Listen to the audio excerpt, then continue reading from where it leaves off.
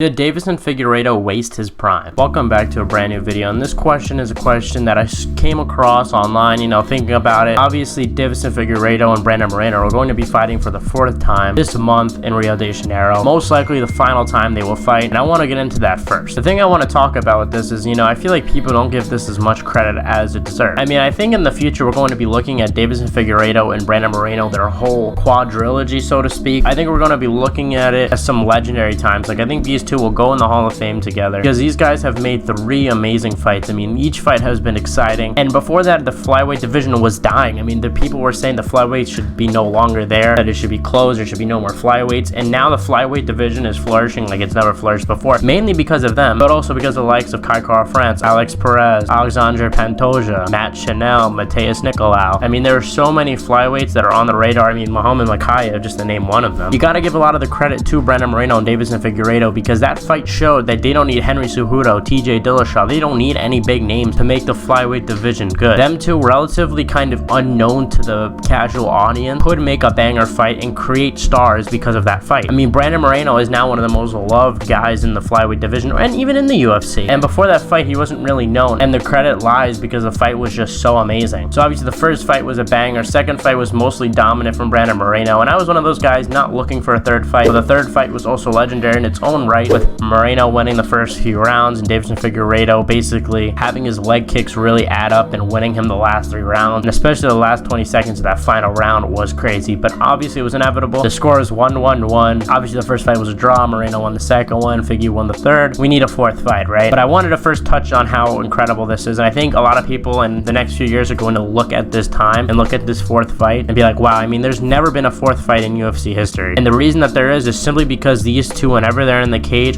have a crazy fight. And I guess the point of me saying this is to enjoy it while it's lasting, enjoy the duo, because this might be the last time we see them fight. So get excited, because this is definitely going to be a banger of a fight. So with that being said, like I said, there's never been a 4th fight in UFC history, and Deiveson Figueiredo has spent the last 3 years or so fighting Moreno. He's the only guy that he has fought in a little over 2 years. My question to you guys is, did Deiveson Figueiredo waste his prime? When Moreno and Deiveson Figueiredo first fought, Deiveson was 32. And when he fights Moreno for the 4th time, he's going to be 35. Near the end of his prime. Usman is 35 and he just got knocked out by Leon Edwards. You see a lot of guys at the age of 35, 36 kind of go down, and it's disappointing and exciting. On the one hand, like I said, this quadrilogy or whatever has been amazing. These two will for sure create history in the UFC, and just because Deiveson doesn't have other names on his resume as a champion doesn't mean that he's not going to go down as a legend simply because of these 4 fights. But at the same time, it's tainting his legacy because look, he hasn't fought any other names. When you look at the likes of John Jones and even Khabib, which is a guy that gets criticized a lot for not having that big of a resume, but even Khabib as a champion has more names than Deiveson Figueiredo. And let's say that Figueiredo beats Moreno in this 4th fight. Where does he go from here? I think his move is to go to bantamweight. I don't think he should be that old surviving at flyweight. I think that's a recipe for disaster. I think he should move up to bantamweight, but then even when you look at the bantamweight, Aljamain Sterling is huge. Corey Sandhagen is huge. Corey Sandhagen, I would love to see the